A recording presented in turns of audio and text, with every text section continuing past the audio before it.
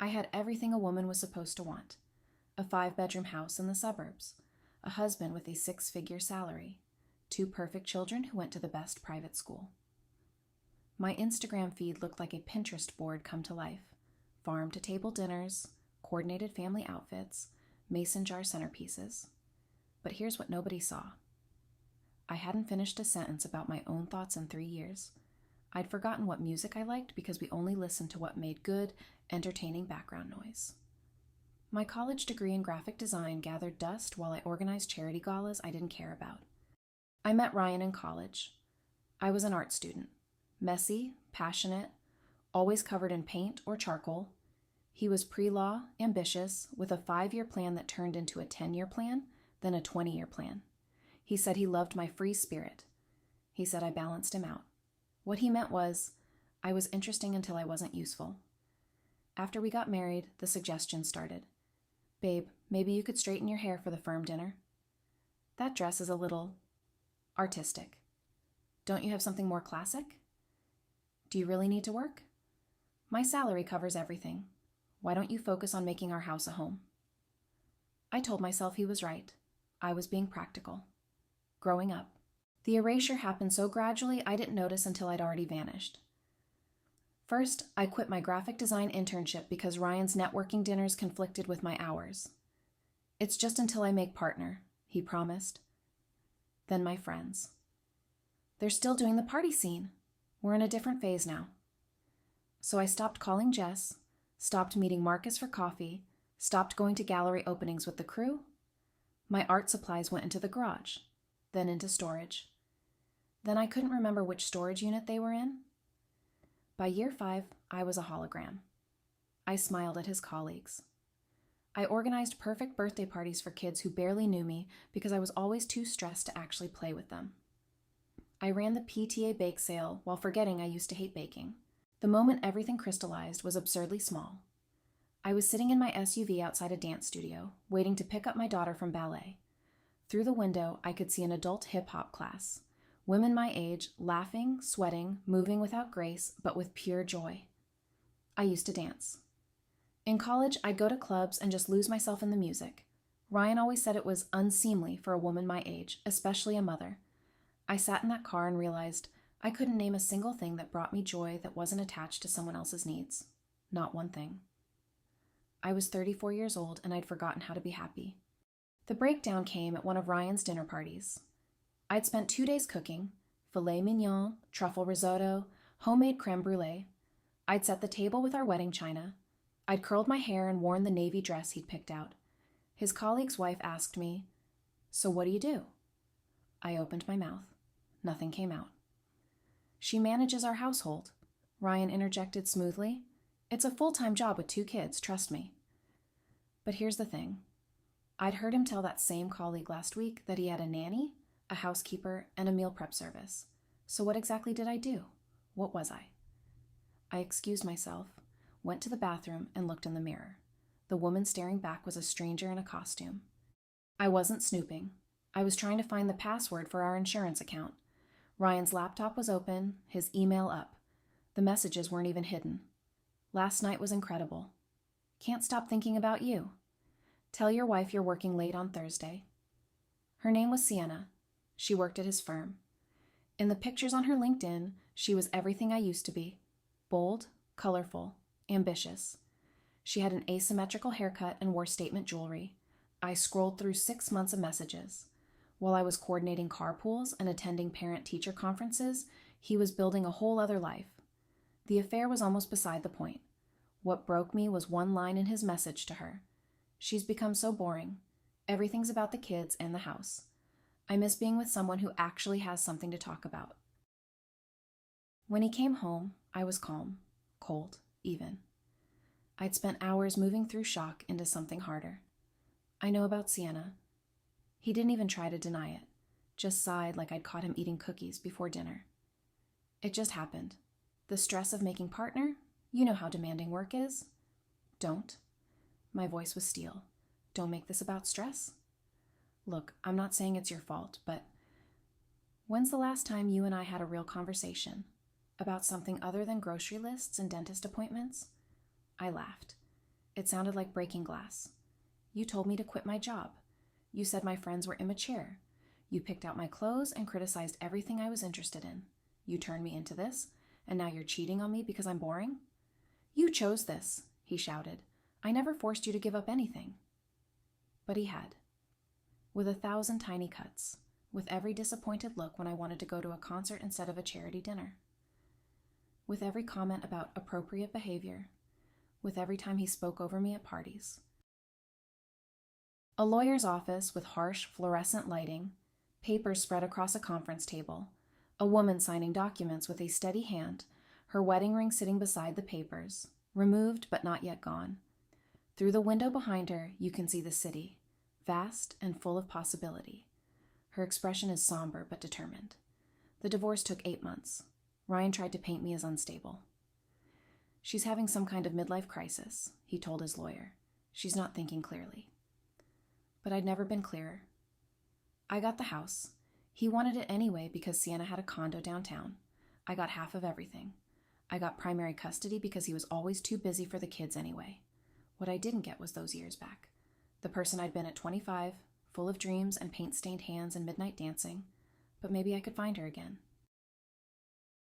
After Ryan moved out, the house felt like a museum, everything perfectly arranged and completely lifeless. The first thing I did was paint a wall, bright turquoise, a color Ryan would have called garish. I stood back and looked at it, brush in hand, and felt something crack open in my chest. Then I cried for 3 hours. Not delicate tears, ugly, snotty, body-shaking sobs, for the decade I'd lost, for the woman I'd buried, for my kids who'd have to shuffle between houses now, but also, and this surprised me, relief. Pure, terrifying, exhilarating relief. I bought new art supplies, the expensive kind. The kind I used to dream about in college, but never bought because they weren't practical. The first time I stood in front of a blank canvas, I froze. 10 years. 10 years since I'd created anything. I picked up a brush, dipped it in crimson red, and just attacked the canvas. No plan. No perfectionism. Just feeling. It was terrible. Objectively, artistically awful. It was also the most honest thing I'd done in a decade. I called Jess. My best friend from college, who I'd ghosted 7 years ago when Ryan said her lifestyle wasn't compatible with ours. I'm getting divorced, I said when she answered, and I owe you the biggest apology of my life. There was silence. Then, where are you? I'm coming to get you right now. Within a week, I'd reconnected with 5 people I'd abandoned. Not one of them said, I told you so. They just said, welcome back. We went to a dive bar with terrible karaoke. I sang Alanis Morissette off-key and didn't care who heard. Marcus taught me about NFTs and digital art. Jess dragged me to a pottery class where I made the ugliest bowl in human history. I remembered what it felt like to be liked for who I was, not for how well I performed wife. 6 months after the divorce was final, I got a job. Not a little hobby job, a real position at a branding agency. Junior designer, but I didn't care. I had to rebuild my portfolio from scratch, but they saw something in me. My first day, my creative director said, "We hired you because your portfolio showed someone finding their voice again. That authenticity is what clients are craving." I worked harder than I had in years, not because someone expected it, but because I wanted to. Because when I designed a logo or created a brand identity, I felt like myself. Ryan sent a snarky text. Playing career woman now? I blocked his number. I wasn't looking for love. I'd actually promised myself a year of just being alone, learning to be whole by myself. But then I met Jordan at a community art class I'd signed up for. He was a high school English teacher with absolutely no artistic ability and a great sense of humor about it. "I think your tree looks like a nuclear explosion," he said, squinting at my canvas. "I think your sunset looks like someone murdered an orange," I replied. We got coffee after class, just as friends. He told me about teaching Shakespeare to teenagers who couldn't put down their phones. I told him about relearning who I was. My ex-wife said I wasn't ambitious enough. He shared, "I should have gone to law school, made more money, but I love teaching, even when it's hard." My ex-husband said I was too ambitious until I wasn't ambitious enough. I said. Turns out I was never the right amount of anything. He smiled. Maybe the problem wasn't the amount. Maybe the problem was that you were trying to be what someone else wanted instead of what you were. Jordan didn't try to save me or fix me. He didn't try to rush into anything. We were just there for each other. He came to my art show when I finally worked up the courage to display my work at a local gallery. My pieces were raw, emotional, visual representations of finding myself again. Ryan would have hated them, called them self-indulgent. Jordan stood in front of my largest piece, a canvas I titled Emergence, for 10 minutes. When he finally spoke, his eyes were wet. "You're incredibly brave," he said. "Do you know that?" No one had called me brave in 10 years. The first real test came at my daughter's school play. Ryan was there with Sienna. It was the first time I'd seen her in person, the woman he'd left me for. She was younger than me, but not by much. Pretty, but not devastatingly so. Just different. The version of me he'd wanted me to be. I waited for the jealousy, the anger, the pain. Instead, I felt pity, because I knew what came next for her. The slow erosion, the constant criticism masked as suggestions. The day she'd realize she'd disappeared too. Jordan squeezed my hand. "You okay?" "Yeah," I said, surprised to find it was true. "I really am." My daughter was amazing in her performance. That was what mattered. 18 months after starting at the agency, I got promoted to senior designer. I'd led a campaign for a major client, a women's athletic brand that wanted to move away from traditional beauty standards. My creative director pulled me aside. "You understand authenticity because you've lived it. You know what it's like to wear a costume and what it's like to finally take it off. That's why your work resonates." I thought about the woman I'd been, perfectly styled, perfectly behaved, perfectly miserable. This version of me had paint under her nails and opinions she wasn't afraid to share. This version of me wore what she wanted and laughed too loud and didn't care if she was too much. This version of me was real. 2 years after our divorce, Ryan asked to meet for coffee. He looked older, tired. "I owe you an apology," he started. I waited. I was wrong. About so many things. Sienna and it didn't work out. She said I was trying to change her into someone she wasn't. He laughed bitterly. Sound familiar? Part of me wanted to gloat. But mostly, I just felt sad for the years we'd both wasted. "I forgive you," I said. Not for him. For me. But I don't need your apology to move on. I've already moved on. He looked at me. Really looked at me. Maybe for the first time in years. "You look happy. Different, but happy." I am different. I'm who I was supposed to be all along. My daughter started asking questions. "Why did you and Dad split up? Was it because of you?" Kids always blame themselves. It's the worst part. "Your dad and I loved each other once," I told her. "But somewhere along the way, I forgot how to love myself. And you can't be in a healthy relationship if you don't know who you are." "Is that why you paint now? To remember who you are?" "Partly, but also because it makes me happy. And I think it's important for you to see that mommy is a whole person, not just your mom or someone's wife.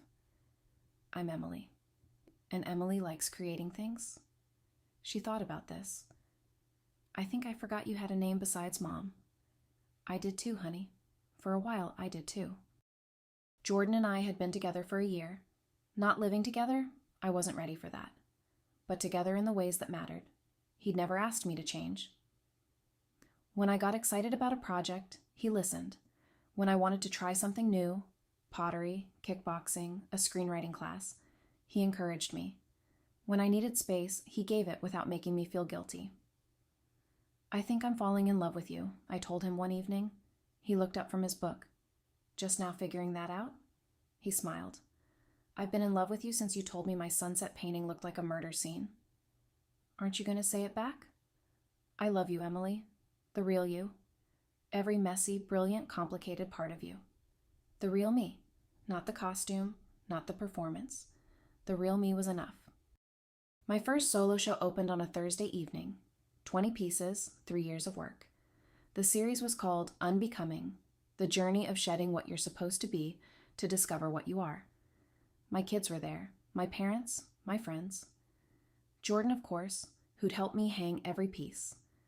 Ryan showed up. I hadn't invited him, but I didn't ask him to leave either. He stood in front of the centerpiece, a massive canvas showing a woman literally stepping out of a golden cage, leaving behind a perfect dress, emerging in wild colors. Is this about us?" he asked. "No," I said honestly. "It's about me. You were just the cage I chose to walk into, but leaving, that was all me." 3 years after my divorce, I stood in front of my bathroom mirror.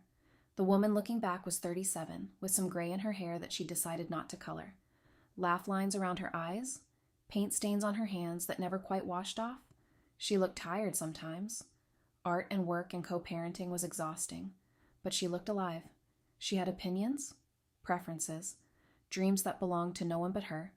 She'd learned to say no without guilt. She'd learned to take up space. She'd learned that being loved means being seen, not molded. I smiled at my reflection. "Hello," I said to the woman in the mirror. "I've missed you." She smiled back, and for the first time in over a decade, I recognized her completely.